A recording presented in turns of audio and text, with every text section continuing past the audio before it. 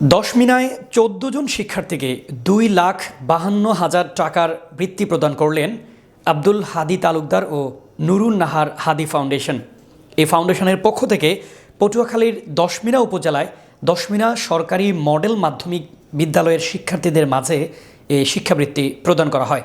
আমাদের দশমিনা প্রতিনিধি ফয়েজ আহমদ জানান, আজ ১১তম বার্ষিক বৃত্তি প্রদান অনুষ্ঠানে দশমিনা মাধ্যমিক বিদ্যালয়ের ষষ্ঠ থেকে দশম শ্রেণীর ১৪ জন শিক্ষার্থীদের মাঝে ২,৫২,০০০ টাকার বৃত্তি প্রদান করা হয়েছে। বেলা ১১ ঘটিকায় দশমিনা উপজেলা পরিষদ অডিটোরিয়ামে এই বৃত্তি ও সনদ প্রদান অনুষ্ঠান অনুষ্ঠিত হয়।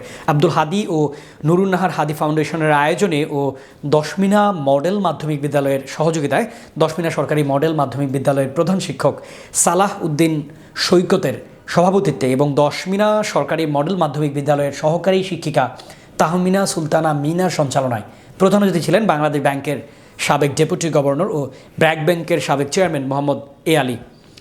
এই বিশেষ অতিথি ছিলেন দশমিনা কামিল মাদ্রাসার সাবেক অধ্যক্ষ আলহাজ মাওলানা AKM মোসলেম উদ্দিন, সাবেক ব্যাংক কর্মকর্তা MH ফজলে রৌফ, সাবেক সহকারী শিক্ষক কার্তিক রঞ্জন শীল, ঢাকা মেডিকেল কলেজ হাসপাতালের সাবেক গাইনি বিশেষজ্ঞ ডাক্তার মোহাম্মদ জাহাঙ্গীর আলম, বিশিষ্ট ব্যবসায়ী মোহাম্মদ মুনতাসির মুঈদ ও ব্যবসায়ী আহমেদ মাহমুদ জিয়া তালুকদার সহ শিক্ষক, অভিভাবক, শিক্ষার্থী সহ স্থানীয় গণ্যমান্য ব্যক্তিবর্গ ও আরও অনেকে।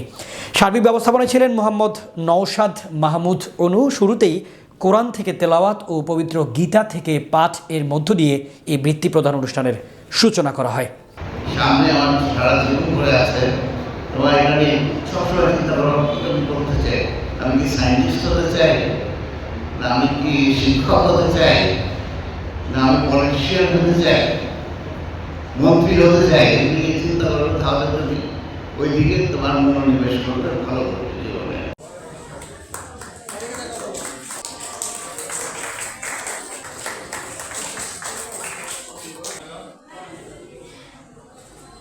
আমি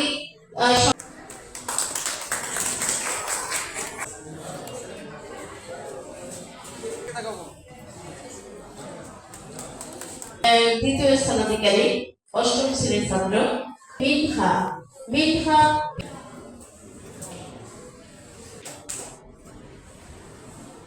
এরপরে